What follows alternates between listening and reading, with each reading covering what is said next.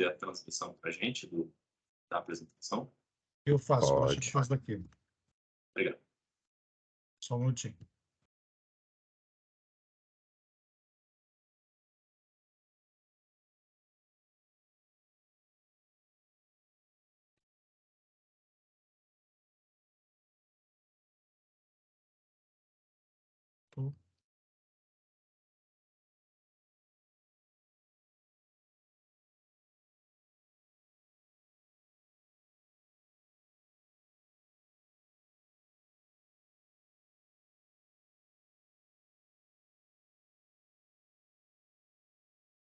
Eu não sei Oi? se a minha conexão está lenta. Na verdade, eu estou sentindo que ela está lenta. Já está na tela, professor. Se eu ficar... Enfim, se vocês não estiverem me ouvindo direito, por favor, me avisem, tá? Então, essa aqui é o começo da apresentação, né, do Avalie UNB. Falar um pouquinho sobre a CPA, que ela foi criada com a resolução do Conselho em 2021, que instituiu a CPA no seu formato atual, com essas atribuições que estão, sendo que a principal atribuição no momento é a realização do relatório de autoavaliação da universidade. Essa desculpa daqui pelo barulho, não sei se está captando, mas está tendo uma reforma aqui na frente do Instituto de Física, não sei exatamente onde. É isso. Então, nossos principais objetivos são a realização do relatório e a conversa com a comunidade na perspectiva de popularizar os processos de avaliação, o entendimento dos processos de avaliação externa e os processos de autoavaliação da universidade. Pode passar, por favor. Está aqui um breve histórico da CPA e depois a composição da CPA, tudo está disponível, acredito que a apresentação foi mandada para vocês. Eu vou me dedicar um pouco mais à descrição de do que significam alguns indicadores da avaliação externa, porque eles vão ser bastante instrumentais para a conversa que vem a seguir com o professor Delano. Certo? Pode passar, por favor.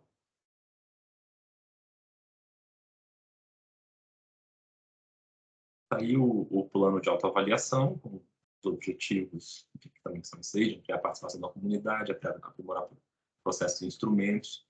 Esse plano de autoavaliação, ele termina esse ano e nós devemos produzir um novo plano para os próximos 3 anos.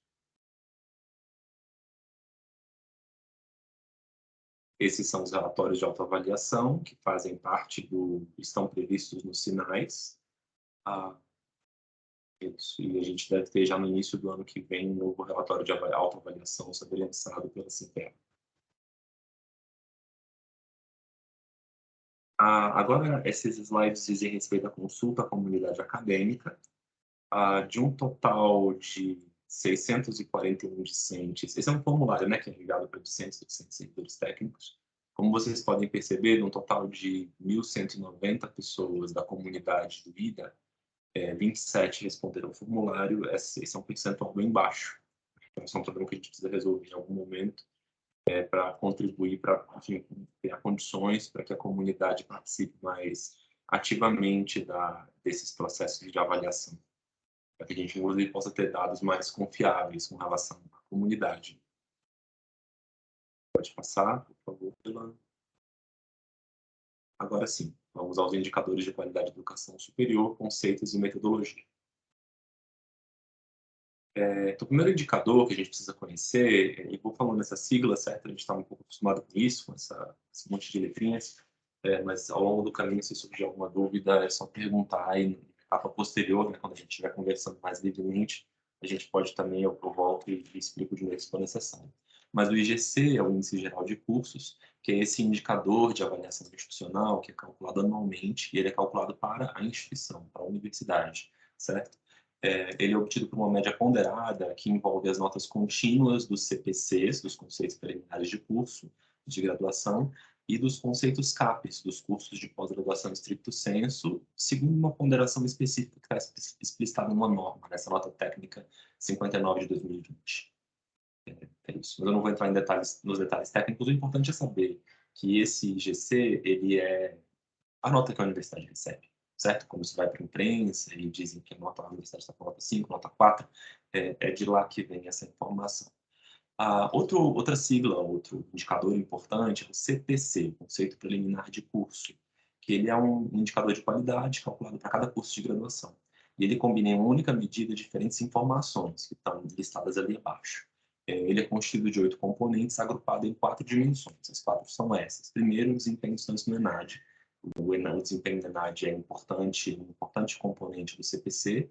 Em segundo lugar, o valor agregado pelo processo formativo oferecido pelo curso, que é estimado por um indicador chamado IDD, índice, já lemos o nome dele, certo? E depois, como terceiro elemento, o corpo docente, que vai ser avaliado com relação à titulação e regime de trabalho. Tipicamente, na nossa universidade, todos os cursos, a gente tem uma nota muito alta na avaliação do corpo docente. E como quarto item, a percepção do discente sobre as condições do processo formativo, e essa percepção é avaliada no questionário do estudante. Tudo isso compõe o CPC, que é o conceito preliminar de curso. E a nota, tipicamente, ele é a nota do curso, a menos que o curso solicite uma visita em loco, certo? Então, está aí a composição do CPC, como que aqueles componentes vão, de forma ponderada, produzir a nota do curso, né? Então, essa aqui é a nota do curso. Então, como vocês podem ver, existe um peso importante para o corpo docente, 30%, 35% está nesse valor agregado pelo processo formativo oferecido pelo curso, que é dado por esse indicador de diferença entre os desempenhos observado e esperado, o IDD, certo? A nota no ENAD, como eu já mencionei, e a percepção do discente tem uma participação de 15%, mas é uma participação que pode ser decisiva se o curso fica numa região de transição, né, entre um conceito e outro. Pode passar, por favor. Nos casos em que há visita em loco, seja porque foi obrigado a acontecer essa visita em loco por ter sido muito mal avaliado, ou por ter solicitado a visita em loco, é feito um outro tipo de avaliação com outros componentes, e os componentes são organização didático-pedagógica, corpo docente tutorial e infraestrutura. Não raro, quando os cursos solicitam visita em loco, o resultado muda, certo? E os pesos são esses aí, 30% na dimensão 1, 40% na dimensão 2, 30% na dimensão 3. Sobre os indicadores de qualidade agora ainda, falando um pouco sobre o ENAD. O ENAD ele acontece para cada curso a cada 3 anos, mas na verdade ele acontece todo ano, certo? Tem um sistema. Porque em cada ano a cada ciclo de 3 anos, ele vai acontecer uma vez em cada curso. E cada família, cada bloco de cursos vão ser avaliados no ano que a gente chama de ano 1, ano 2 e ano 3. Certo? Aqui o ano de 2022 é o ano 3, que é o ano que está terminando, eu também mencionei para vocês que a gente está terminando o relatório, o plano de autoavaliação, esse plano que orienta o trabalho da CPA. Porque a gente está terminando um triênio e começaremos outro triênio a partir do ano que vem. E ali estão os cursos que estão sendo avaliados esse ano. 3. Por favor, Débora. O conceito ENAD. O conceito ENAD não se confunde com o CPC, nem com o conceito de curso, certo?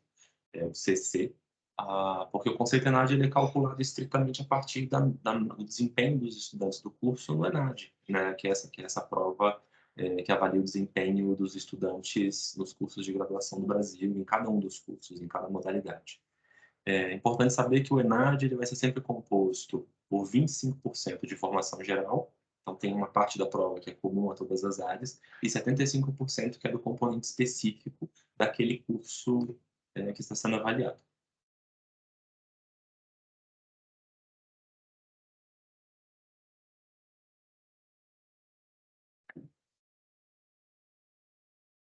Sim. Então, sobre todas essas notas, vocês vão observar que tipicamente elas são publicadas na forma de números inteiros, certo? A universidade ganha nota 4 ou nota 5, é assim que é publicizado. Na verdade, essas notas que vão a público, certo? Elas são faixas de uma nota contínua que de fato é calculada e que de fato faz parte do algoritmo, certo? Que faz parte do regramento. E essa nota calculada, ela é contínua porque ela pode assumir qualquer valor de 0 a 5. E é feito uma padronização na hora da publicação. Então, é importante saber disso, né? Às vezes um curso foi para nota 5 ou para nota 4, parece que a distância de 4 para 5 é enorme, mas quando a gente olha em série histórica para o valor contínuo dos indicadores, seja o CPC, ou seja, os indicadores da universidade, o IGC, a gente vai perceber que, bem, pode ter variação muito forte de um ano para o outro, de um triênio para outro, mas tipicamente não. Assim, tipicamente o que a gente observa, sobretudo no caso da instituição, que é muita gente, muito grande, essas flutuações elas são pequenas e às vezes existe uma transição para 5 ou para 4, mas essa transição acontece porque a universidade ou a instituição ou o curso está flutuando muito próximo da transição de uma dessas faixas que estão aí designadas. Então, se, por exemplo, seja um curso ou a própria Universidade de Brasília tiver uma nota muito próxima no contínuo de 3,945, variações ali nos milésimos podem ser decisivas para um enquadramento na faixa 4 ou na faixa 5. E isso, do ponto de vista digamos, da imagem pública que vai aparecer no jornal, faz muita diferença, por mais que a diferença esteja nos milésimos. Então, essa é outra ideia que é importante a gente ter em mente na hora de olhar para os dados. Aqui eu representei um pouco como que, para a gente entender um pouco o que significa o IDD, que é um daqueles indicadores. Né? Como vocês viram, o CPC ele é composto por, se não me engano, 30% e 25%, mais ou menos metade dele, certo? É desempenho do estudante no ENAD, mais o chamado IDD, que é esse indicador de diferença entre desempenho observado e esperado. O que ele faz? Ele é uma tentativa de estimar o quanto o curso aportou para cada estudante, para os estudantes em média, levando em consideração a bagagem cultural, agora cultural no sentido daquilo que é avaliado nas provas padronizadas, certo? A bagagem cultural que esse estudante trouxe quando ele entrou no curso. Então, a primeira coisa que se faz é um modelo de regressão, um modelo linear, no qual você tenta predizer o desempenho do estudante, no caso no ENAD, com base em dados disponíveis. E o dado disponível empregado é o desempenho do estudante no Enem, naquele curso. Então, é o desempenho do estudante daquele curso no Enem, que foi feito para ingresso na universidade, tipicamente. Então, quando você faz essa regressão, né, que a gente tenta ajustar uma reta aos pontos que estão disponíveis, via de regra, a gente vai perceber que existe uma tendência de associação entre grande desempenho no Enem e grande desempenho no ENAD, certo? Quanto maior for essa associação, mais limpo vai ser o gráfico, certo? Menos ruído ele vai ter. Você vê que esse gráfico tem um bocadinho de ruído.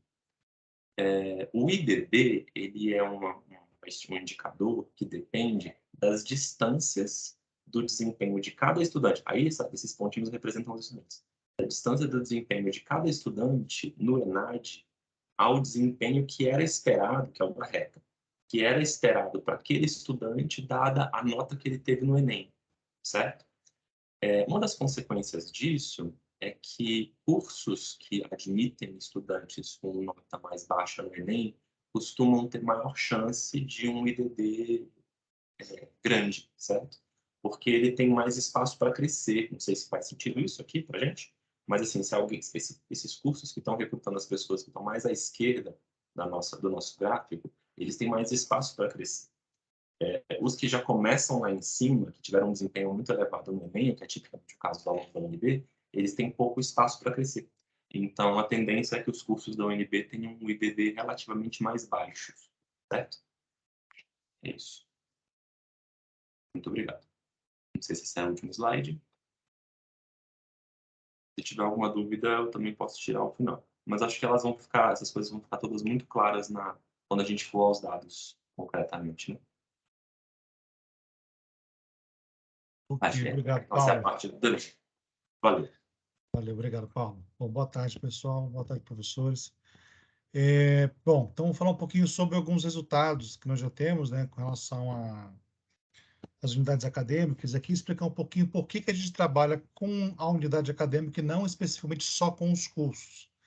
A ideia é justamente tentar agrupar os cursos que estão dentro da mesma unidade e tentar identificar, então, quais são as potencialidades que estão naquele curso, daquela unidade acadêmica, e quais são as fragilidades que são comuns aos vários cursos. E tentar, de repente, atacar essas fragilidades de uma forma mais em conjunto do que uma forma isolada. Então, pensar um pouco nisso, né? Que, na verdade, você está na mesma unidade acadêmica, não faz sentido você ficar fazendo disputas ou brigas por questões específicas, sendo que você está compartilhando o mesmo problema com o curso que está ao seu lado, né? Então, a ideia é mais ou menos essa, tá ok? Bom, então aqui rapidamente, só para trazer um pouco dos números que o Paulo já falou, como o Guilherme falou no início, o IDA uma unidade acadêmica grande, tem vários cursos, tá certo? Então, tem algumas notas que nós já temos aqui de anos passados. Então, tem o conceito ENAD, que saiu esse ano, né, na verdade, saiu esse ano, mas é referente a 21, para a maioria dos cursos que nós temos aqui, tá certo? É interessante ver que alguns cursos têm esse conceito 3 e alguns já possuem esse conceito 5.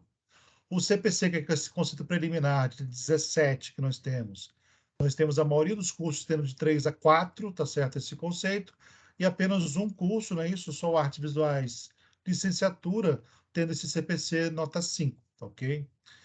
O CC, que é aquela visita em loco, né? Quando tem a visita em curso, então nós temos uma nota antiga de 2015, que para música, licenciatura 4, artes visuais 5, licenciatura, bacharelado 4, né? E cênicas temos também nota 5.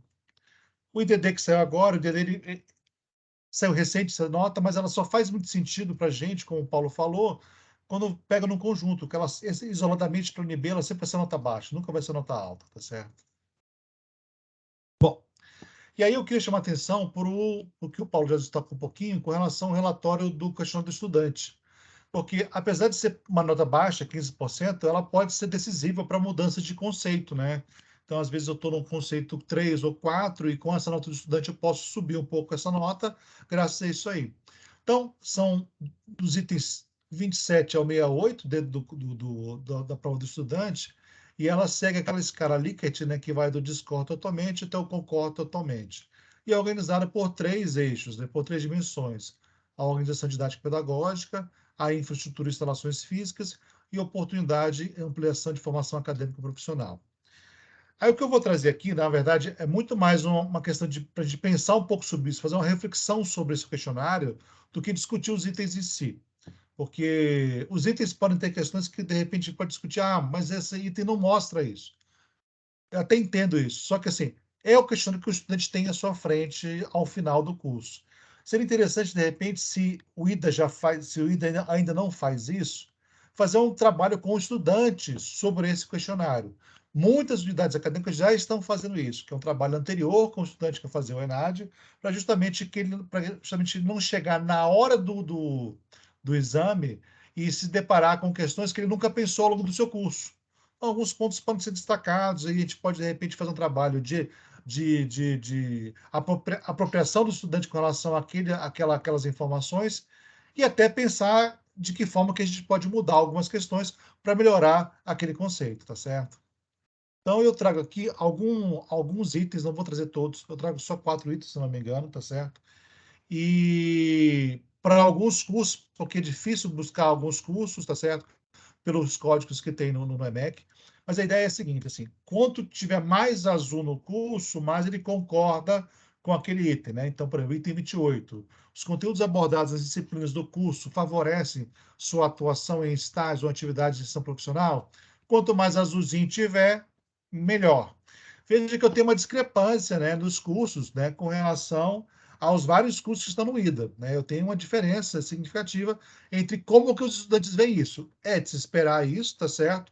E a ideia é que a gente chegasse a uma coisa um pouco mais próxima em cada curso. Não igual, obviamente, mas um pouco mais próximo. Chama atenção, por exemplo, 2 cursos de design, apesar de serem 2 cursos diferentes, com coordenações diferentes, eu tenho um dado um pouco bem diferente entre eles. Então, vale a pena pensar o que está acontecendo numa situação como essa. O item 29, as metodologias de ensino E utilizadas no... Delano, Oi.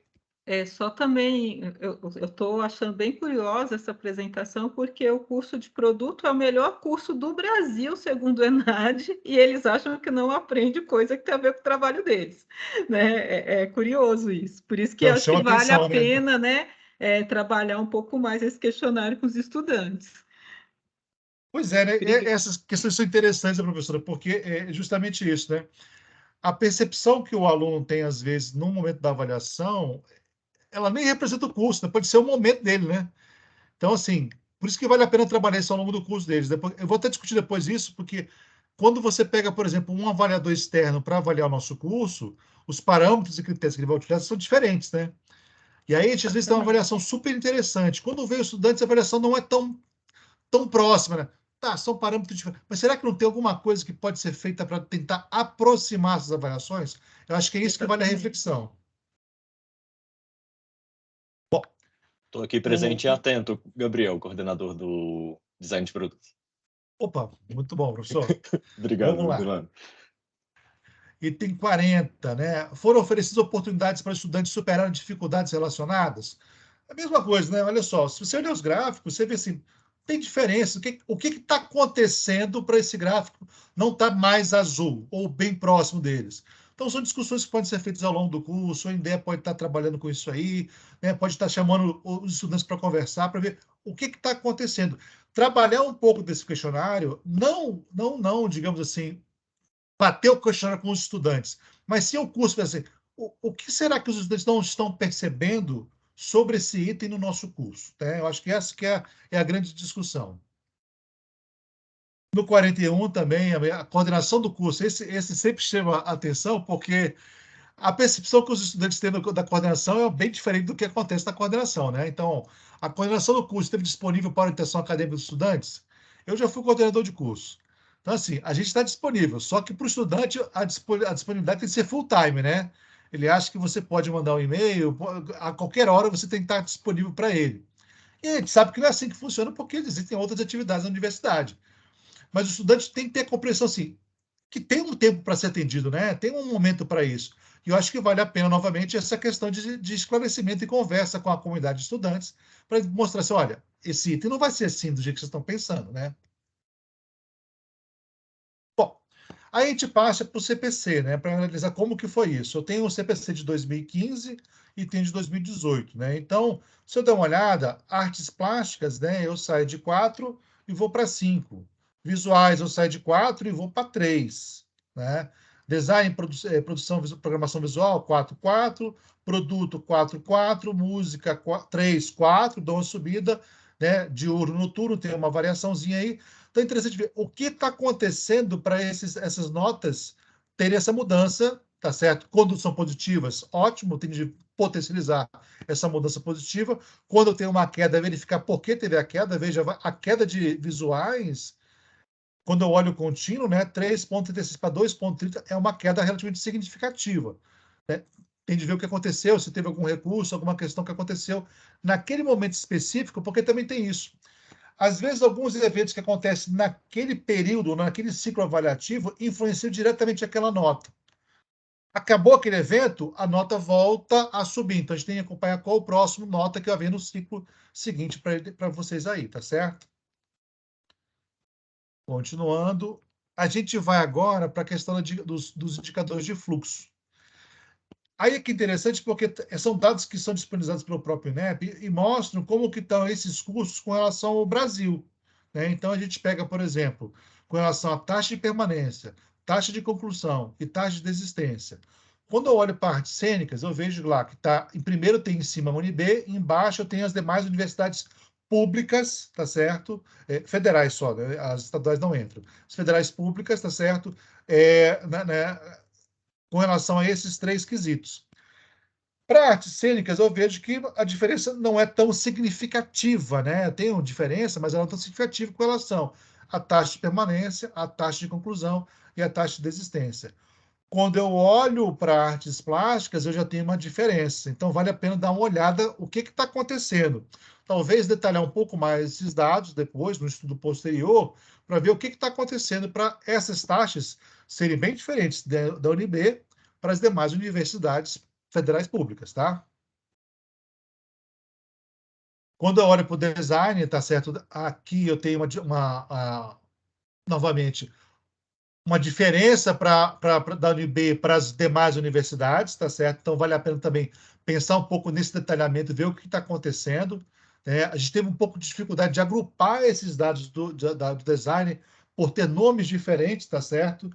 Então, é importante levar isso em consideração, mas acho que tem alguma coisa que a gente deve dar uma olhada com cuidado aqui, porque essas taxas estão diferentes com relação às outras universidades. Mas elas estão diferentes de maneira positiva ou de maneira negativa? Então, quando eu olho, por exemplo, a taxa de desistência, tá certo? A taxa de permanência parece ter uma taxa interessante para o design produto, né? Então, ela está próxima, tá ok? Então, beleza. Quando eu olho para a taxa de conclusão, eu tenho uma taxa de conclusão boa também.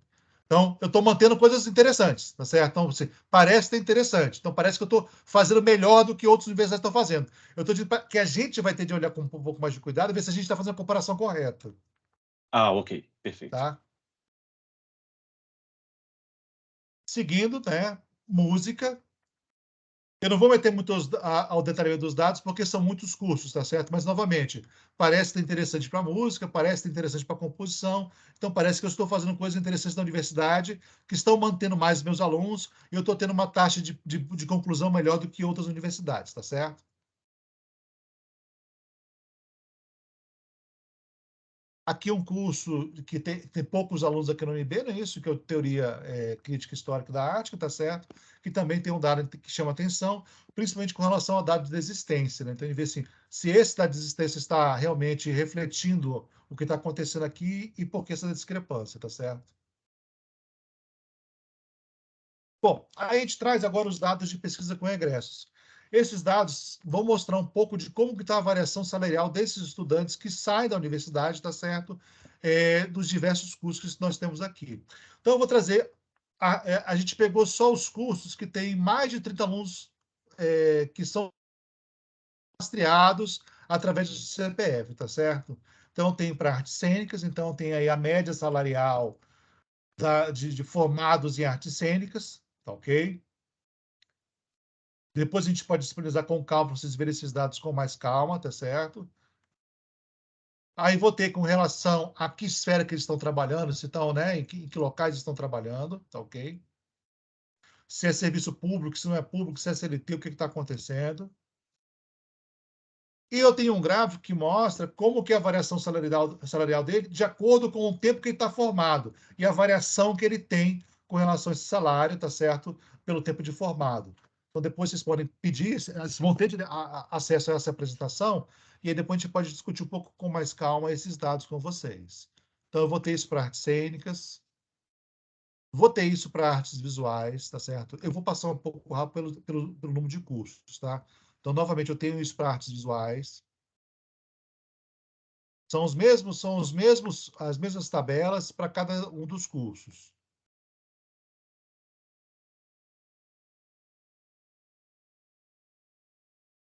Com gráficos semelhantes, né, com formatos semelhantes, tá ok? Os que estão formados mais recentemente têm uma média salarial um pouco menor, tá ok? Acontece para música.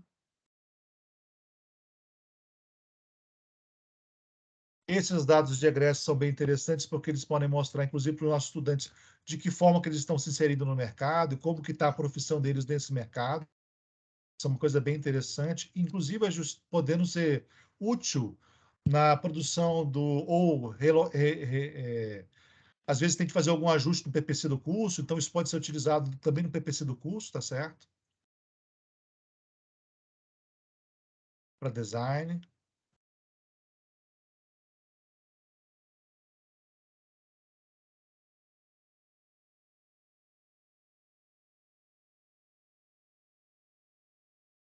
No caso de design, nós agrupamos os dois cursos, tá, professores? Só para facilitar a apresentação da gente, tá certo? Esse último gráfico, tá ok?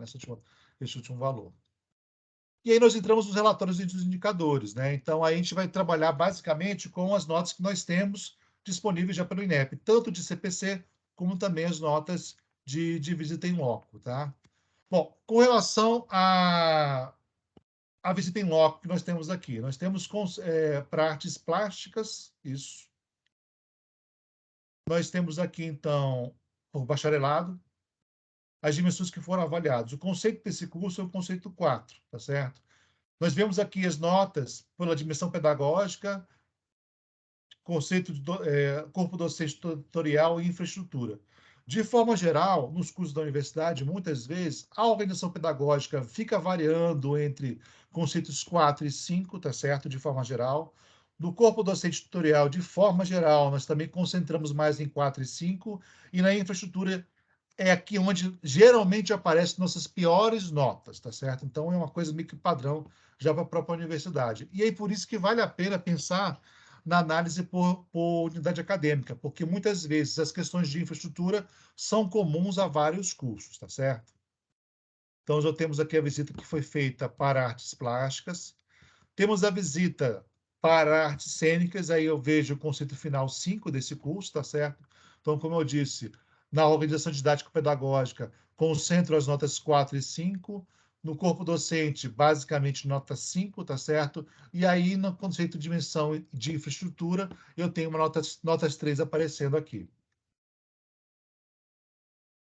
Música, licenciatura de urno, um conceito 4, dimensão pedagógica 4 e 5, corpo docente 4 e 5, e novamente em infraestrutura eu tenho algumas questões que chamam atenção e uma nota 3.1, o que faz puxar a nossa nota para baixo, tá certo?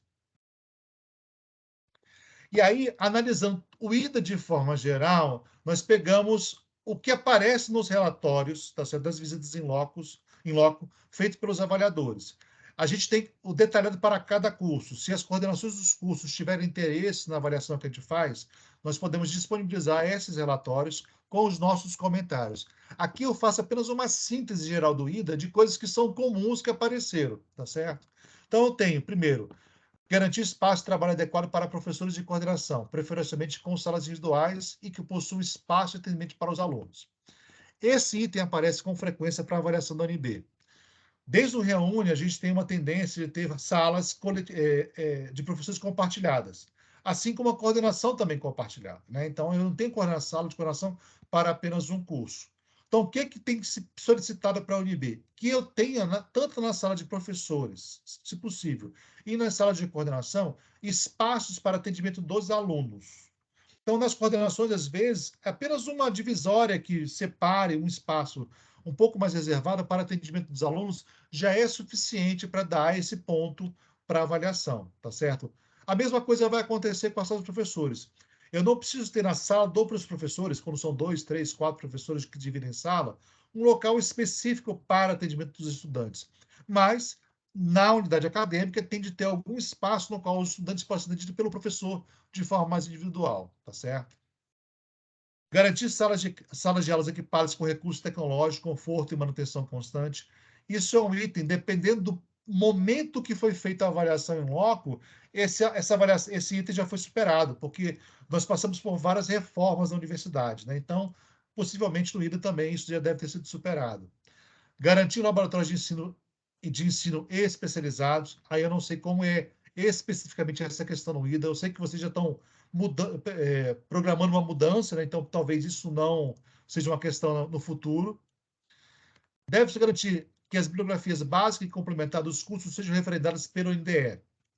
Antigamente, as bibliografias tinham de ter, desculpa, perdão, elas tinham de ter aquela questão física na biblioteca. Agora, o que acontece? O NDE faz um documento no qual ele atesta, tá certo? Se aquela bibliografia é suficiente para aquele curso, né? Isso é mais interessante porque isso faz com que o NDE também se debruce sobre essas questões, tá certo? E agilize esse processo de avaliação, com a possibilidade de trabalhar com a bibliografia digital, que hoje em dia é mais comum, tá certo? Deve-se atentar para a importância de estabelecer convênios com outras instituições. Eu não sei como isso é feito, por exemplo, mas os cursos de licenciatura de forma geral, esses convênios são feitos com a Secretaria de Educação, então não sei se é sobre esses convênios especificamente que eles estão citando aqui, tá certo? Porque também tem cursos de bacharelado, então tem que ver qual convênio é citado. Definir se a disciplina Libra será obrigatória ou optativa dentro da grade curricular. Isso para os cursos de licenciatura é obrigatório, mas para os cursos de bacharelado é uma questão optativa, né? Deve-se reunir informações gerais sobre o curso como matriculados, vagas ociosas e concluintes. Isso geralmente são relatórios que são solicitados pelo avaliador, tá certo? E esses dados são disponibilizados já. Então, se naquele momento de visita não teve esse dado, é só solicitar que é fácil de conseguir esses dados. Deve-se atentar para a importância de manter atualizado o PPC. Novamente, é uma questão, às vezes, pontual de um curso que já estava no processo de avaliação, aí tem que ver quando foi feita a avaliação para ver se isso já foi sanado ou não, tá ok? Bom, Aí a gente parte para uma questão que a gente tem olhado bastante com relação à pós-graduação. E é só para chamar para reflexão. Então, o que a gente tem aqui? No total, nós conseguimos mapear 119 professores do IDA, tá? Independente do seu curso. Nós percebemos aqui que tem uma porcentagem que não está na pós-graduação, tá certo? E outra porcentagem que está na pós-graduação. Então, é interessante verificar o que está acontecendo. Essa porcentagem... Inclusive, agora que eu percebi, tem um erro na porcentagem, mas vamos ficar com os números absolutos, né? Isso é. Então, a gente tem que dar uma olhada com relação a isso. Se, algumas unidades acadêmicas elas não estão absorvendo todos os professores da pós-graduação. E a discussão que se faz assim, se esses critérios que estão permitindo que os professores acessem a pós-graduação estão permitindo que professores novos tenham acesso a... está sendo possível o credenciamento desses novos professores na pós-graduação. O outro dado que a gente tem chamado a atenção, que vale a pena levantar, com relação à produtividade docente. Se a gente olha essa tabelinha que está aqui ao lado, que tem critério de análise, é o conceito que é feito pelos avaliadores. Então, assim, quando mais da metade não tem produção, o conceito é 1. Quando pelo menos metade tem um produto nos últimos 3 anos, conceito 2. E assim consecutivamente até chegar ao conceito 5, tá certo? Qual é o interessante disso? Nessa produção se aceita não só artigos de periódicos, como também uma produção geral, né? Patentes, músicas, produção cultural e por aí vai. De forma geral, os cursos do IDA, pelo que a gente tem aqui, de música, sociologia, antropologia, têm conseguido conceitos de 4 até 5. Num levantamento nosso, baseado até 2019, realmente a gente consegue ver isso, olha só. A gente consegue ver que a produção de vocês com relação a análise de congresso, capítulo de livro, produção técnica, resumo expandido, produção de periódicos, livros, produção artística e cultural, vocês conseguem ter uma produção de pelo menos 9 produções ou mais, tá certo? De pelo menos mais da metade dos professores. Então, a produção de vocês está boa. Ou seja, os cursos de vocês conseguem atingir esse conceito 5 pelo que vocês estão fazendo nesse momento. Então, se a gente conseguir manter isso, a tendência é que esse conceito 5 seja mantido nas unidades de vocês, nos cursos de vocês. Bom, é isso. E agora a gente vai para a conversa, né?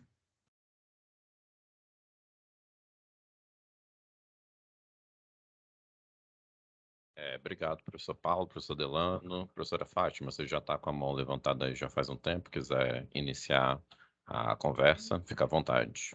Oi, Delano, obrigada pela apresentação. Não, eu fui pontuando ali a partir dos elementos, né, da avaliação em loco, e aí só para pontuar que nós recebemos, desde que eu assumi a direção em 2019, apenas 2 comissões, né, de avaliação, uma no Artes Cênicas e outra no Artes Visuais, e a gente está se preparando agora para receber a avaliação na música, né? É interessante notar que o curso de artes visuais ele estava num processo de reformulação do projeto político-pedagógico, então tem aquela pontuação, né, de atualização do projeto político-pedagógico. No geral, né, no Instituto de Artes, nós não temos salas individuais de professor, né? O único departamento que tem salas para 3 professores é o departamento de design, todos os outros ou é laboratório ou é sala de aula. Então, o espaço do Instituto não contempla, e mesmo com a entrega do prédio novo, não contemplará. A gente precisaria de 2 UEDs para que a gente tivesse sala para 2 professores do curso, são 129 professores. Né? Nós precisamos de 20 mil metros quadrados.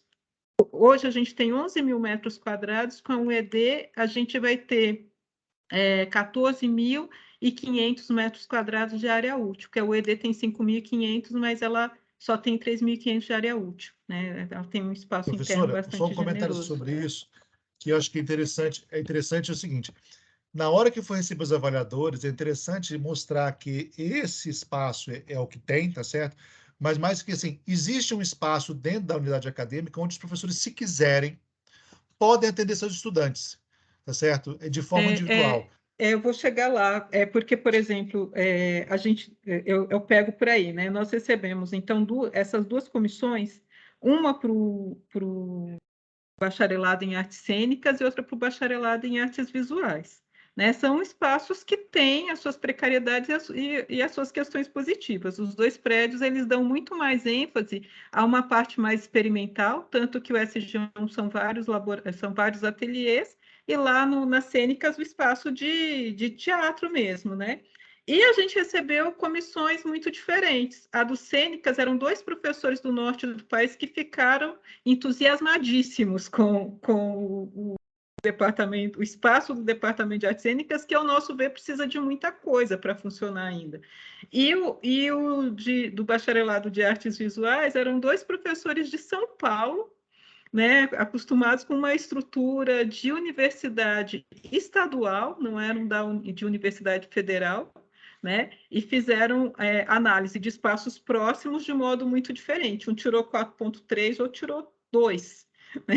Então, aí a gente tem. Só queria pontuar essa questão. Em relação à pergunta, né, que se faz dos PPGs, a gente vive uma exigência que, pela CAPES, puxa para um lado e pela avaliação do INEP puxa para o outro lado. Por quê?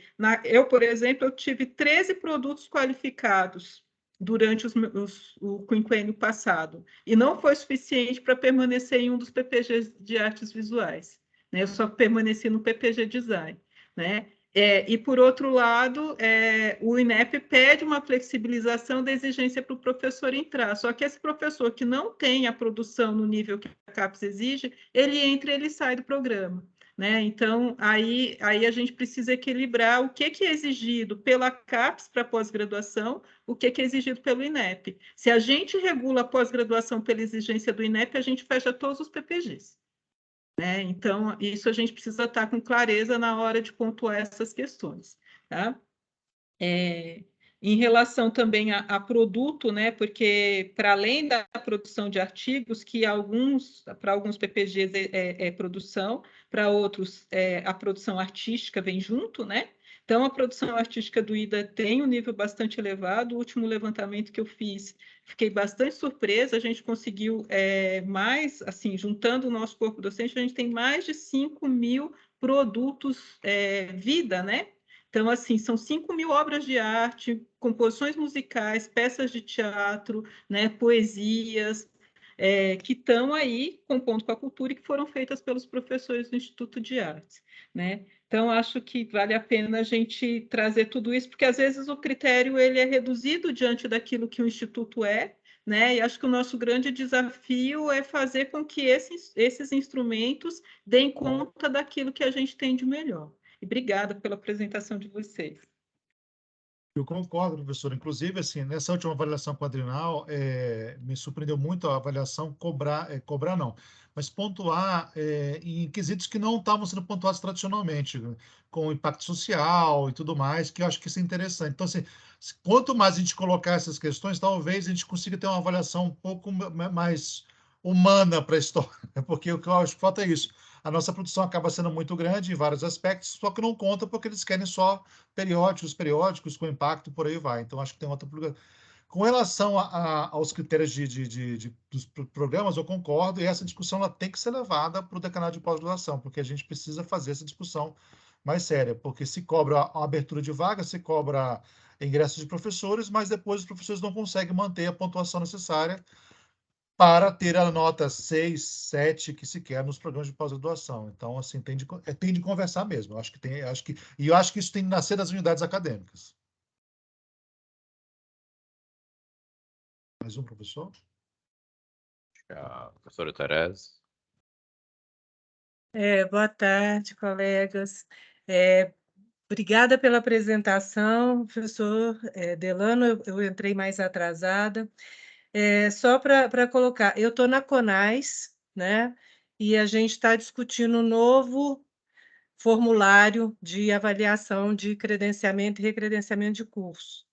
Então, assim, vem mudanças por aí para melhor, em termos de vai diminuir o número de quesitos, né? Tem algumas coisas que no decorrer dos anos, né? Porque esse questionário é de 2017, né? O pessoal, então, já está vendo que tem sido muito discrepante de avaliador para avaliador, não está conseguindo ter um nivelamento, né? Então, a gente já discutiu, já tivemos reuniões, né, no INEP, na CONAS, fui indicada pela CONAS para acompanhar essa discussão, né? Então, a gente está bem por dentro, mas ainda não foi aprovada nessa reunião agora de outubro, né, o INEP ainda não fechou todas as mudanças que foram propostas, mas pode ser, a ideia é que seja aprovada ainda esse ano. Então, provavelmente, o próximo ciclo já vai ser com um questionário novo. E uma das coisas que que a CONAS já tinha discutido é a mudança do IGC e do CPC, né? Porque pela CONAS o prazo para cair esses índices era agora, né? Até dezembro desse ano.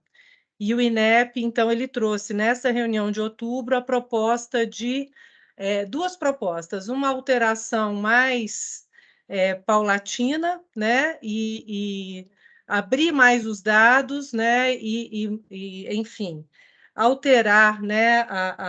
Essa quantificação do IGC e do CPC e deixar, né, a tabela mais aberta para as instituições terem condição de identificar, né, o que está pontuando, porque está tendo discrepância, né, um teste que eles fizeram, quer dizer, você ter professor tempo parcial, a qualidade do curso estava melhor do que DE. Eu falei, não, mas espera lá. Né? Então, é isso mesmo, a indução vai ser essa, mostrar, né? Aí vai mais para as privadas, né? Que o tempo parcial está refletindo uma melhor educação, enfim, né? Então, isso está em discussão, mas deve também ter alteração até agora, né? No final do ano, a questão do IGC e do CPC. E uma coisa que eu questionei, porque eu sou da UAB, e o nosso curso na UAB, a avaliação foi 3, e artes visuais está 5. Então, quer dizer, como explica, né? O mesmo quadro docente, basicamente o mesmo currículo, até o nosso currículo da UAB, que foi, né, feito em 2017, ele estava mais avançado do que o do presencial, agora se equiparou, porque, né, com a curricularização da extensão, o presencial, enfim, né, teve uma atualização, mas o que justifica essa discrepância, né, de nota, né, do curso à distância para o presencial?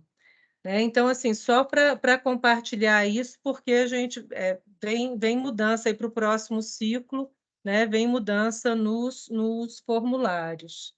Tá? E Delano e Guilherme, né, os colegas, incentivar, agora teve o cadastro, já foi, mas incentivar os professores a se cadastrarem no Base, gente.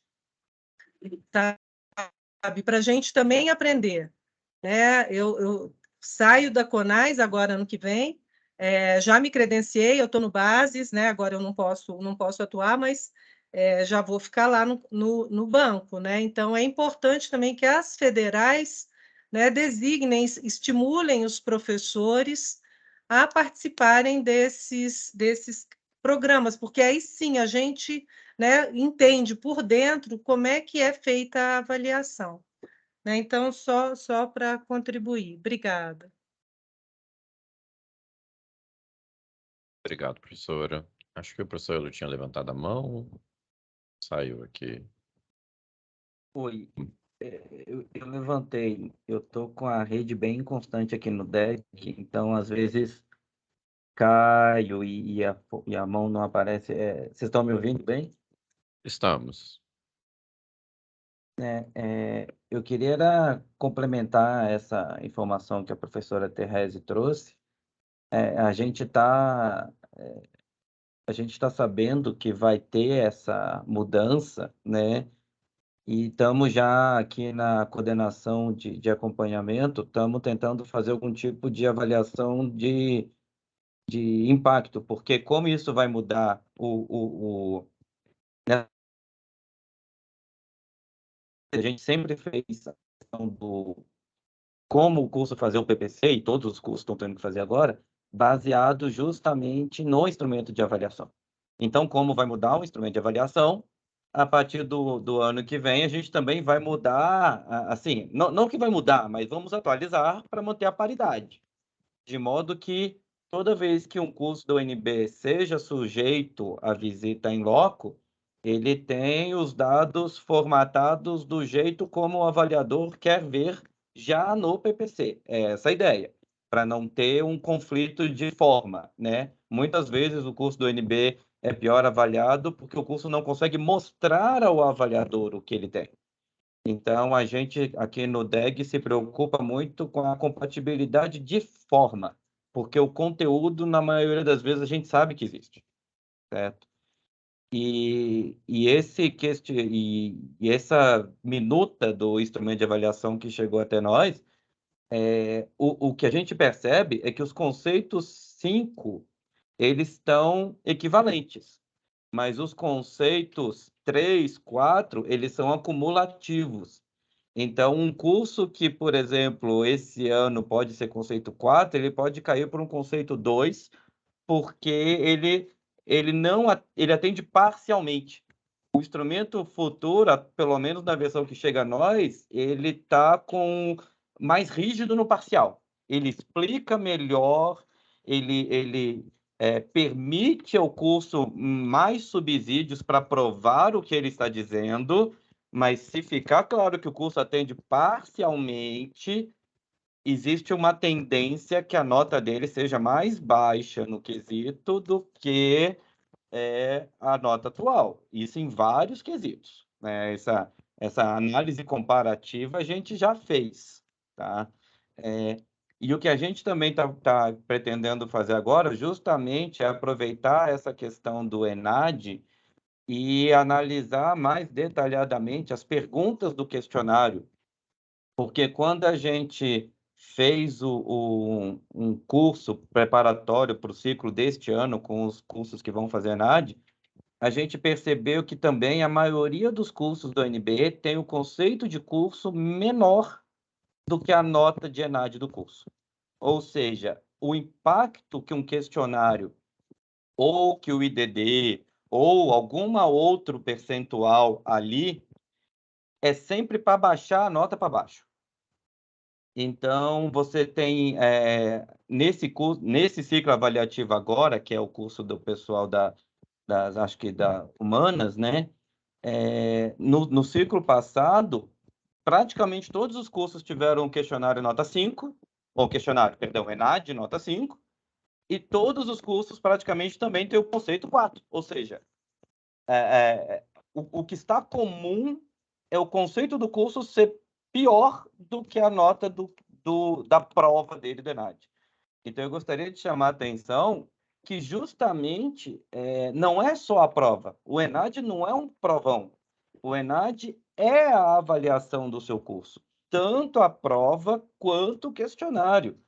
O único jeito de o seu curso não ter o ENAD é ele ter uma visita em loco. Você troca um pelo outro. Se o seu curso não quer realizar o ENAD, ele pode querer sair, ele automaticamente fica sujeito a uma visita em loco.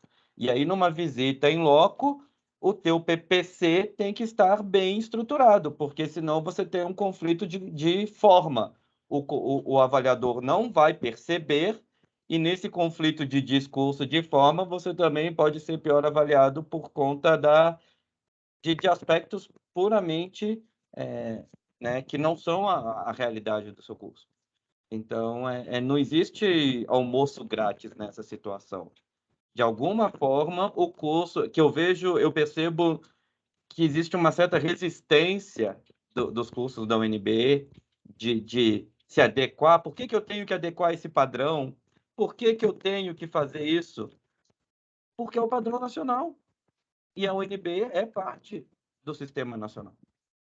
Então, preciso uma certa boa vontade de entendimento disso. E aí a gente vai fazer um relatório mais pormenorizado com recomendações para a gente estar disponibilizando aos cursos, né? Então, vai chegar futuramente aos cursos de design, ao curso de artes plásticas, ao curso de música, todos os cursos que fizerem ENAD, uma análise comparativa dessas respostas dos questionários, até para, como bem pontuou o professor Delano, olha, o que os seus alunos estão vendo é isto.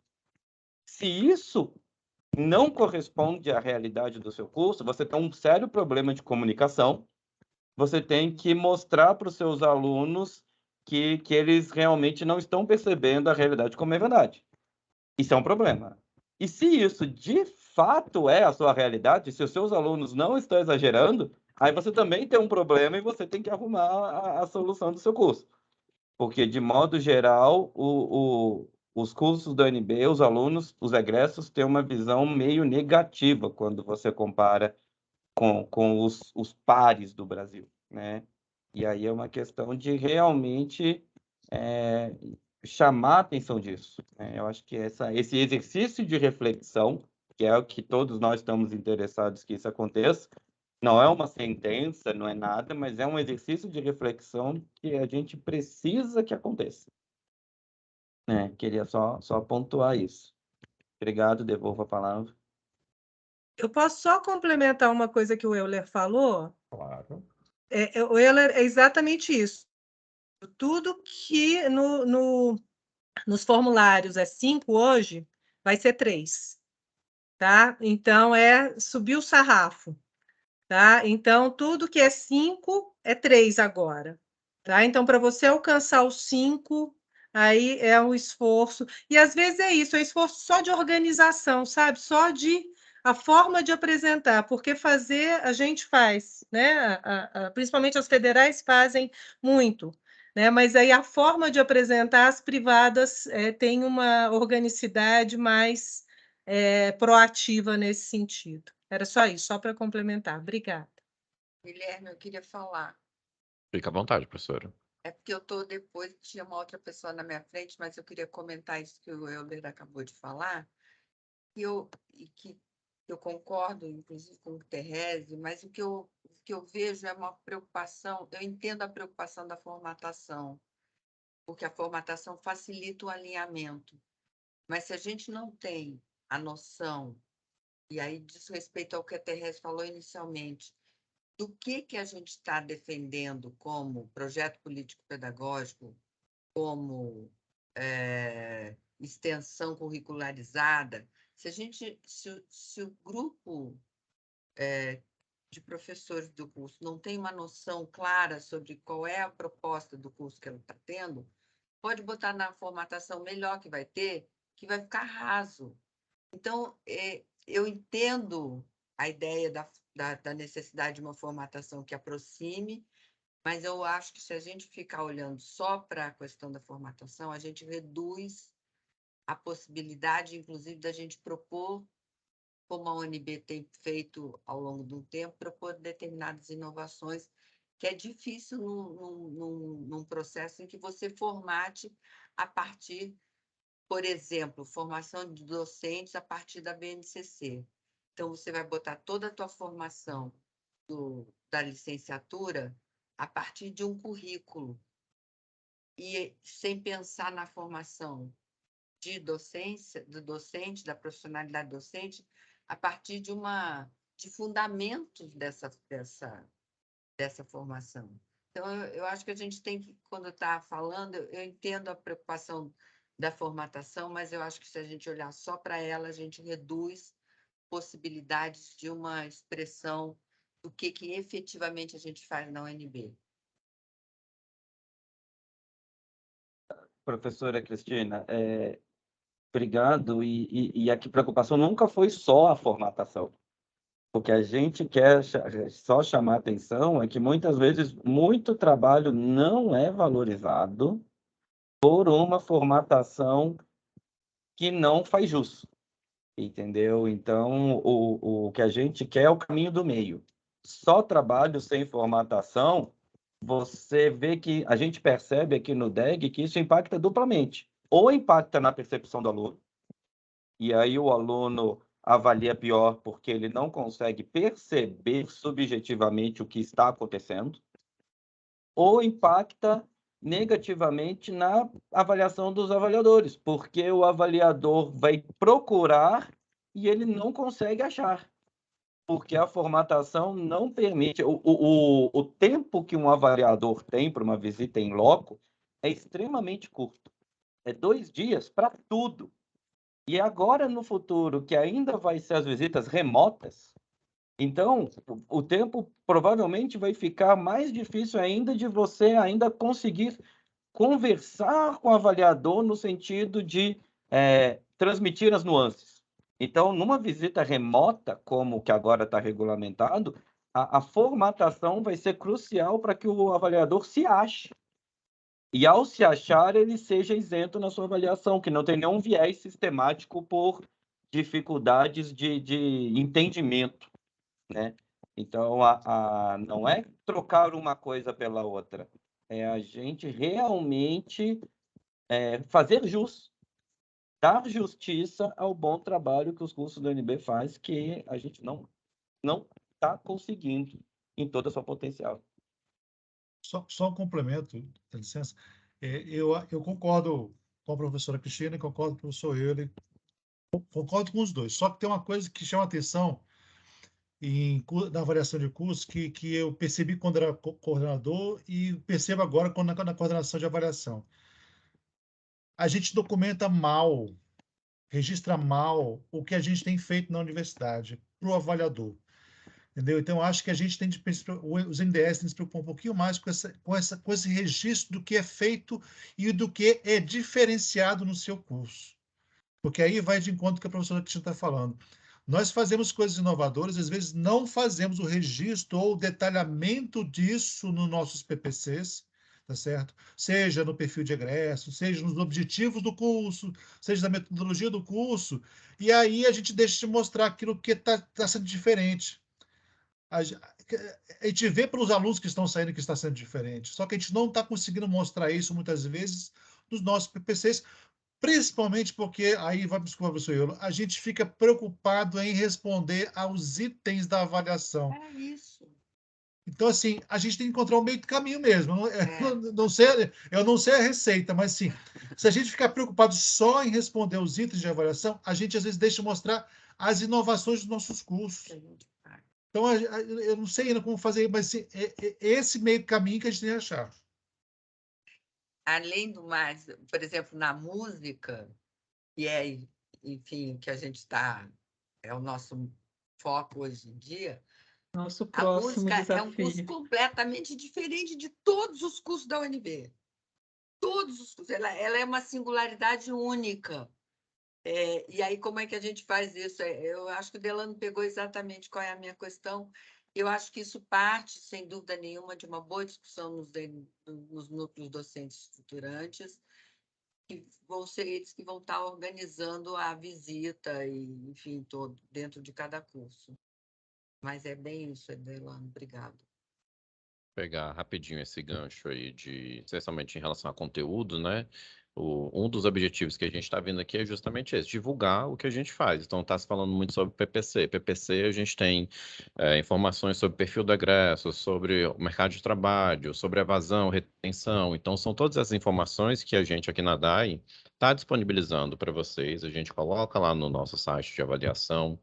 E a gente vê nesses encontros da Avalia que muitos professores, né, muitos servidores não têm noção disso, nem sabiam que existia, nem sabiam que a gente fazia esses estudos. Então, são relatórios muito úteis, muito poderosos para justamente subsidiar aí uma multitude de processos da universidade que a gente, infelizmente, vê que é subutilizado, né? Então, a gente gosta de trazer esses eventos justamente para tentar divulgar um pouquinho mais.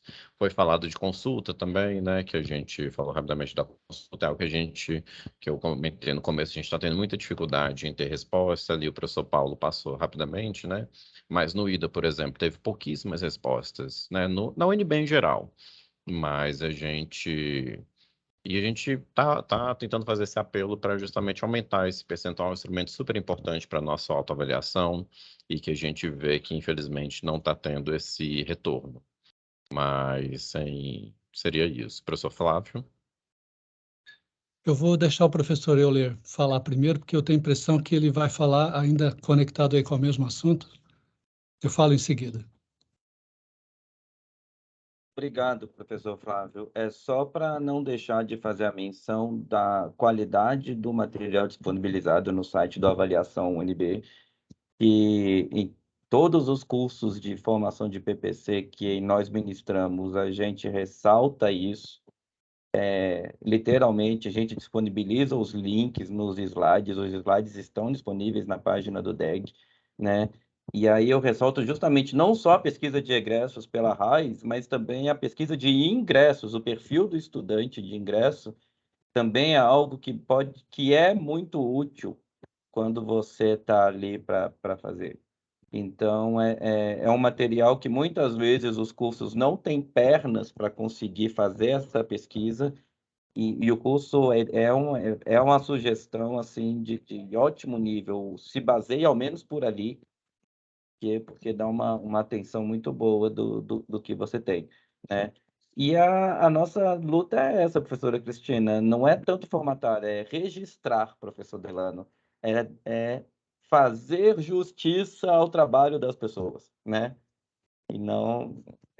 Mas obrigado, professor Flávio, pela passada de frente. Bom, eu sou da música e atualmente vice-diretor da professora Fátima no IDA. E, bom, um primeiro dado que me chamou a atenção é quão baixa é a participação. Quando mostrou o quadro de participação, realmente a gente tem uma amostra que não é representativa, né? É uma amostra, é 1%? Acho que nem 1%. Nem chega a isso. Né? E eu tive uma experiência, aquela nota 4 que tem a licenciatura da música, nós primeiro recebemos um 2, eu era o chefe do departamento na época, nós recorremos, foi montada uma outra equipe de avaliação e nós nos preparamos melhor e conseguimos então obter o 4. Como o professor Delano chamou a atenção, as nossas notas foram muito boas, mas a questão da infraestrutura é que puxou a nossa nota para 4. Mas o que eu observo olhando da música, né, para esse processo todo? Eu vejo que a avaliação, ela de repente, num determinado momento, aparece como uma atividade para nós. A gente fica anos sem pensar a respeito, né? E olha que curioso no nosso curso. O nosso curso de bacharelado, que vai receber uma visita agora, que é um curso dos primeiros da Universidade de Brasília, sequer tinha um PPC. O PPC foi escrito agora, aprovado agora para um curso que tem 40 anos. O primeiro PPC do curso. Então, eu conheço, né, o Danilo, do DEG, algumas pessoas que estão envolvidas em processo de avaliação e sei da competência dessas pessoas. Então, eu sei que o DEG tem uma equipe competente, eu sei que o DEG se preocupa, mas o outro lado, a gente tem que constatar que a gente não está se preocupando. O DEG se preocupa, mas o Departamento de Música não se preocupa, né? E só se preocupa quando recebe a nota, mas aí é aquele, né? É o exemplo clássico, o estudante que não se preparou para a prova, sai mal, tira uma nota baixa e fica aborrecido porque tirou uma nota baixa. Mas você não estudou, você não se preparou, você teve um ano inteiro e você não fez absolutamente nada. Então, a questão que eu colocaria é que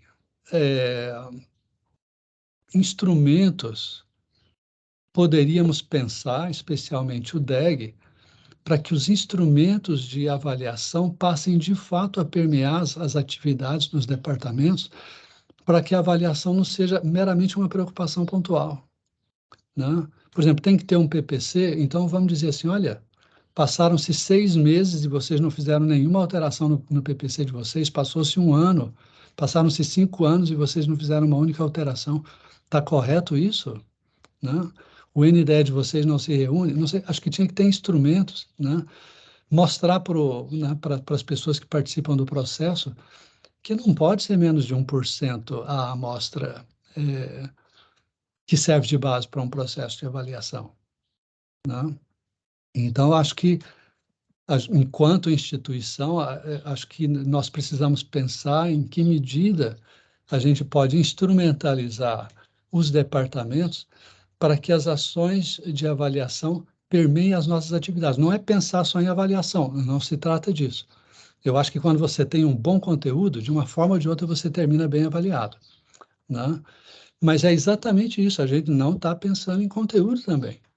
Quando um curso tem 40 anos de idade e não tem um PPC, alguma coisa está muito fora do padrão aí. Então, pensar essa questão de forma ampla, né? Até para que os cursos, nesse processo, nesses instrumentos que permeiam as nossas atividades, tenham mecanismos para também repensar a si próprio, né? Então, para concluir a minha fala, é como aproximar do cotidiano dos cursos esses instrumentos de avaliação, para que eles sejam instrumentos norteadores, não os únicos instrumentos norteadores, mas que componham o conjunto de instrumentos norteadores de trabalho, né, de se repensar o trabalho do curso. É isso, obrigado. Obrigado, professor Flávio. Professora Fátima? Concordando, né, com as observações do professor Flávio, eu vejo assim que os professores na Universidade de Brasília, de um modo geral, trabalham arduamente, né? Mas, como a professora Therese mesmo tinha falado, as universidades privadas parece que elas meio que se organizam, né, mais para esses momentos de avaliação, né? E eu fiquei muito surpresa quando eu entrei na UNB, depois de 8 anos trabalhando em universidades privadas, dos quais em 6 eu fui coordenadora de graduação, né? E eu cheguei aqui, o departamento de design estava numa correria, porque provavelmente a gente receberia uma visita em loco, o DEG nos cobrava um projeto político-pedagógico e ninguém sabia onde estava o projeto político-pedagógico, né? Ninguém sequer tinha notícia desse documento. Eu lembro que a gente desceu, a Cristina foi uma pessoa que nos recebeu no DEG, né? E aí, finalmente, a gente conseguiu descobrir o PPC no arquivo morto da UNB, um PPC tão desatualizado que, para o curso de design, ele propunha 4 disciplinas de cálculo, cálculo 1, 2, 3 e 4, como optativas de curso de design, e para além de ser cálculo 1, 2, 3 e 4, que o Euler sabe muito bem do que eu estou falando, toda a bibliografia ainda era em alemão. Aí eu lembro que eu mostrei isso para a Cristina, melhor aprender japonês em braille do que isso, né? Tamanho era assim, o descompasso, né? Eu acho que acompanhando a UNB nos últimos anos, eu vejo uma consciência muito melhor do que é o PPC, tanto que agora a gente, né, está num esforço coletivo. No CEP a gente respirou fundo, eu e Rosana, que não está aqui, quando a gente viu os primeiros PPCs chegarem, que a gente falou todos os PPCs da curricularização da extensão vão passar pelo CEP, todos os conselheiros vão ter que escrever pareceres, a gente já está com um nó na barriga do tamanho do trabalho que vai dar isso. Então, eu vejo uma consciência um pouco maior, assim, em termos de administração, né? Então, quem está trabalhando na frente de coordenação, quem está em núcleo docente estruturante, chefe de departamento, diretor, tem essa noção, né? Mas, ao mesmo tempo, eu vejo assim um trabalho muito árduo desses que estão à frente, né? E que vamos combinar que a gente enxerga sempre as mesmas pessoas, os mesmos grupos, né? E de outros professores que mesmo, por exemplo, essa reunião, nós encaminhamos e-mail, nós encaminhamos via SEI, eu fiz apelo nos grupos de WhatsApp na semana passada e retomei agora. São 129 professores, nós estamos aqui em, no máximo, 18, né?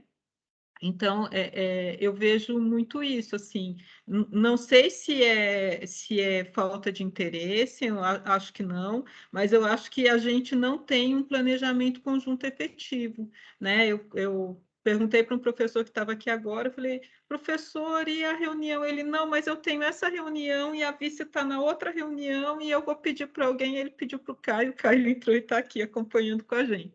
Então, assim, são muitas frentes ao mesmo tempo, é muita coisa acontecendo, a gente não tem um planejamento e a gente se acostumou também, que eu acho que isso é um ponto positivo da universidade, universidade, mas que, de certo modo, interfere nesses processos, a gente tem uma autogestão do professor o tempo inteiro, uma autogestão do servidor o tempo inteiro, né? E muitas vezes essa autogestão tira um pouco o que é o mais importante, ou o que é estruturalmente necessário, e depois, atrás disso, o que vem, né? Assim, às vezes eu acho que falta ao professor uma falta de visão sistêmica, né? De como a universidade funciona. Eu tenho colegas que estão na UNB há mais de 40 anos e não entendem por que tem que ter perfil de egresso. Né? E por mais que a gente explique, fica parecendo que é uma opinião e não uma questão do ensino superior, que na hora que propõe um projeto político-pedagógico, sim, eu preciso saber para onde é que eu estou levando esse grupo. Né? Qual que é a importância desse perfil do egresso? Eu vejo também que muitas vezes a única experiência de ensino superior do professor é a UNB. E ele entrou e ficou, né, na sala de aula, em alguma questão ali muito próxima na extensão, mas não passou por essas experiências de coordenação, de gestão, então ele também não cria, né, não amplia essa visão. E aí também eu faço a mesma pergunta que o professor Flávio, né? O que é possível fazer, né, dentro, claro, dos parâmetros que é o do trabalho do professor universitário, né, dentro da liberdade que a Universidade de Brasília tem, mas, ao mesmo tempo, criar uma ciência maior do que é sistêmico da nossa profissão. Né? Acho que a direção tem esse desafio, a gente fala em conselho, em reunião, em agrupamento, né? Mas tem um coletivo que muitas vezes está envolvido com outras questões e essas informações não chegam. Enfim, não sei se eu consegui me fazer entender nesse processo.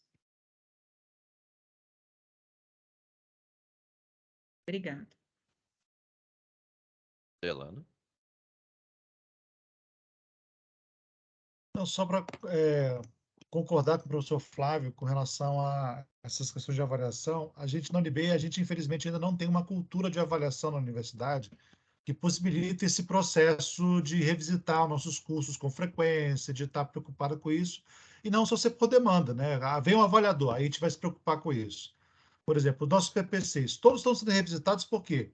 Porque teve a curricularização da extensão. Se não fosse isso, a gente não estaria revisitando esses PPCs. Então, quer dizer, tudo a gente está correndo atrás da coisa andando. Então, quer dizer, a gente não tem essa cultura ainda de avaliação dentro da nossa universidade para isso. Aí eu venho com alguma questão. Algumas unidades acadêmicas estão criando, dentro dessas unidades, pequenas CPAs ou pequenas unidades de avaliação dentro da unidade acadêmica. E isso ajuda muito. A UFCE fez isso, a AFT fez isso. Isso é interessante porque cria-se dentro daquela unidade acadêmica um movimento de avaliação constante dos seus PPCs, dos seus processos, revisitação, pensar no regresso, tudo mais, sem ser uma coisa só pontual. Então, acho que isso pode ser uma coisa interessante que vai contribuir para outros cursos também. É isso.